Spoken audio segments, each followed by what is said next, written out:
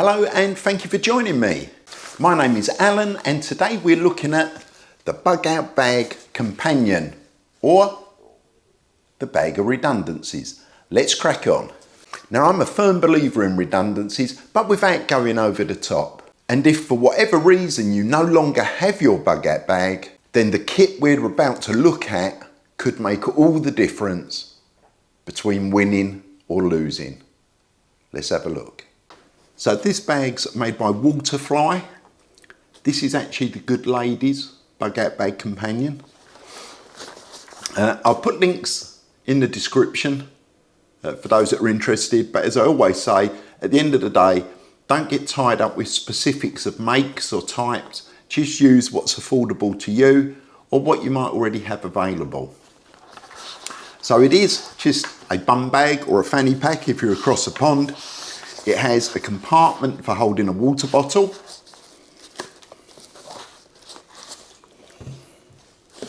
It's got some nice padding on the back and a pretty substantial waist belt.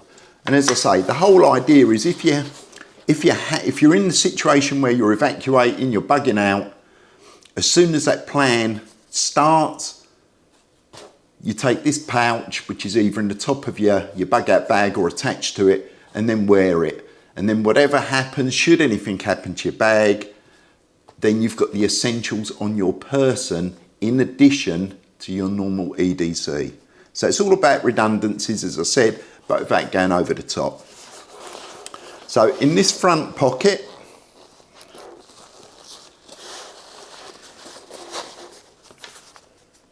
we have this green pouch, which we'll go through in a moment.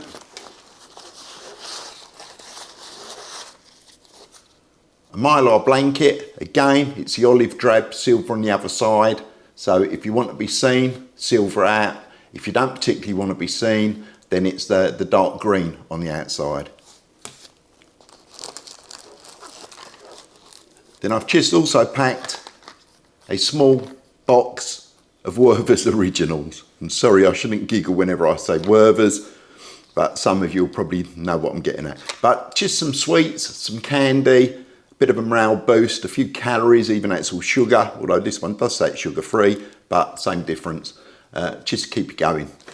So in this green pouch, this is a very basic cuts kit with some medication in there.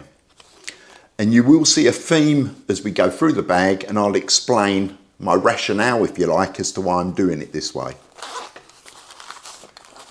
So as you've seen in previous videos, we have anti-poop pills, anti-diarrhea treatment, and just some painkillers, some paracetamol.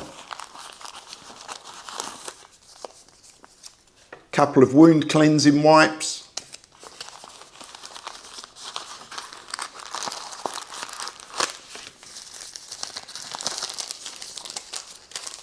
A 10 by 10 dressing. Some plasters. And some wound closure strips. So it is primarily just for cuts and abrasions, diarrhea treatment, and pain tablets. We have another pouch, and in here there are another 3 of those pouches. So that was the cuts kit, or the mini first aid kit if you like. We then have a black one, which is tools, a red one, which is a fire kit, and a blue one, which is an emergency water kit. The only other thing that's in here is a notepad and a Sharpie. And as I explained in my last video, the reason I've moved over to Sharpies instead of normal pens is that a Sharpie can write on so many different types of materials, be it on the back of road signs, if you want to leave a sort of a coded message to members of your party as to where you've gone. You can write on glass, you can write on yourself, and you can still obviously write on paper or cardboard. Clothing, skin, whatever you want. So a Sharpie to me is more beneficial than just a normal biro or even a pencil. And that is all there is in this pouch, so we can move that out of the way for now. So the black one, as I said, is tools. These pouches are amazing. The quality is fantastic. Obviously they're not Maxpedition quality, but they really are great. And if I tell you that these are £4 for 2, then you've got to be mad not to. But obviously that's your choice, and there will be a link in the description. So in here, the first out, and I will cover these up because these are real ones, but it's an emergency contact list, as I've mentioned in previous videos. But instead of just being written on a piece of paper, I got these on Amazon. They're credit card size, and they are self-laminating pouches. So you can open it up,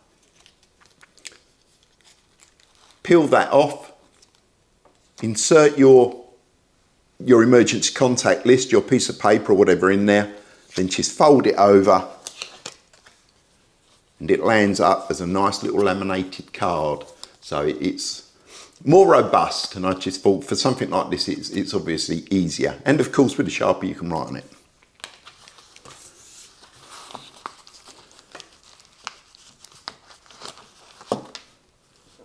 Then we have a laminated, I say laminated, it's plastic mirror for first aid or signalling, or if you want to peek round corners to see if there's anyone lurking, you know, use your imagination. At the end of the day, it's a mirror. It is plastic, as I've said before. You can buy sheets of this stuff on eBay as replacements for door mirrors, and then you just cut them to size. And then this has just got a film, a protective film on it to stop it getting scratched. So there's just a mirror in there. A multi-tool, this is Leatherman Juice. As I say, this is a good ladies kit. I'm still in the process of doing mine. A small sewing kit. A whistle for signalling. And a little O-light. These are less than a tenner a go, run off a single treble A. They're about 90 lumen, and that really is all it is. Turn the top, it's on, turn it off, it's off. But these are redundancies, don't forget.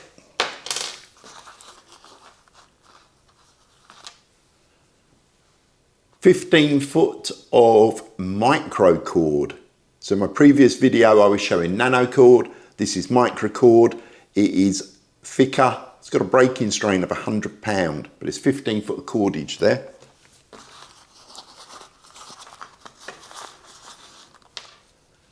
The button compass, just because. Perhaps not necessarily needed, but for the size, and to be fair, I have loads of them, so I've been putting them in. And then obviously some 1-inch Gorilla tape, and there's about 2.5 foot, 3 foot of Gorilla tape on there.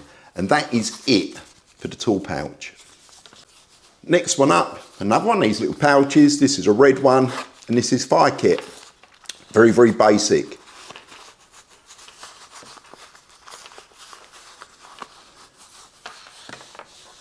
So we've got 3 tinder plugs, a mini Bic lighter, not a clipper, haha. And all I've done is I've put a couple of rubber O-rings around the top just to stop that button being depressed.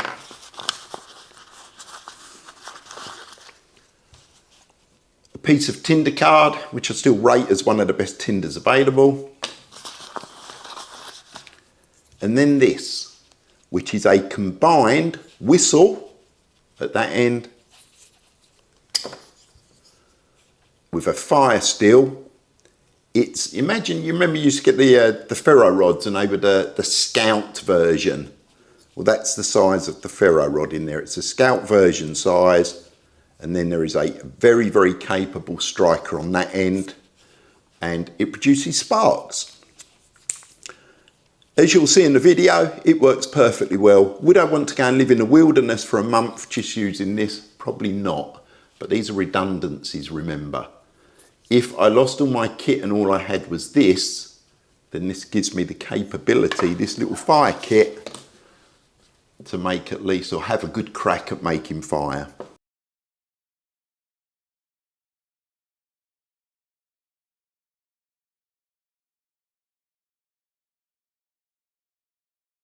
And then finally, blue for water. Again, one of these little pouches. You're probably all getting fed up with the water kit, the emergency water kit now, because I've been showing it quite frequently. But there are a number of compressed towelettes in there. Of course, water filter. I've shown how to use them in previous videos with a silicone band, so you can attach it to the mouth of your bottle. So there are 5 of those.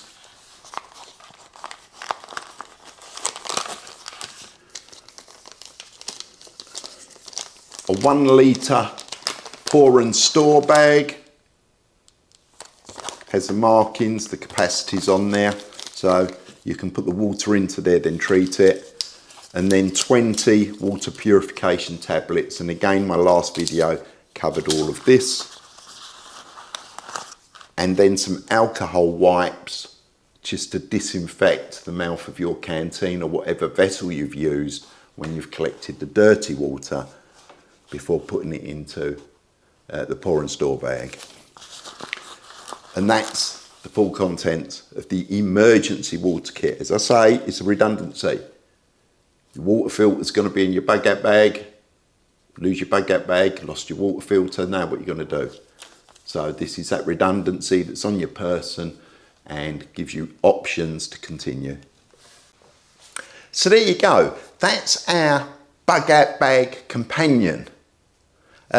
Is it something that you do? Is it something you would consider? That you've got that secondary pouch that as soon as the drama occurs, you actually wear on your person with your baguette bag. And as I say, it could be, you know, that you lose your baguette bag, however unlikely that may be, or it's stolen. You know, you can't travel any further, you've taken a rest, you've dozed off, and some little sods grabbed your bag and run off. And if you're wearing the baguette bag companion, then you've still got some essentials with you to at least tide you over. Now, the one that you looked at was a Good Ladies, and it has the capability to carry a half a litre bottle of water or whatever. But it hasn't got to be that bag. Use whatever you've got or whatever you're comfortable with or what suits your needs. It could be something, a proper simple bum bag. They are relatively cheap as chips. They can hold quite a bit and you can wear it round your waist and you're good to go. Mine is a little bit more tactical and this is a Helicon Text, but again, it's the same thing, it's a bum bag. So use whatever you've got or whatever you think is suitable for your needs. Now these pouches, they really are amazing for the cost. They're pretty cheap and they are really good quality. And the whole reason I went to these is because, one, it enables you to organise your kit. And two, I've made them standardised, if that makes sense. So both of our baguette bag companions will have the same 4 pouches. The contents might vary slightly, but each pouch will be the same. So for instance, if I went to Jack's companion bag to get water purification kit, I haven't got a fanny fart about looking through loads of different patches or stuff because hers is blue. And likewise, if she has to go to mine, mine is blue. So it just makes life easier. The same with the fire kits, tool kits, and of course, just the cuts kits. It means we're both the same. As I say, it could be slight differences, but they're both the same. If you go there, it just makes you familiar. You haven't got to fumble about for stuff. So as I said, is this something that you would do? And more importantly, what have I missed out? What do you think? Are there any critical components that I've missed out from these kits? Please do tell us.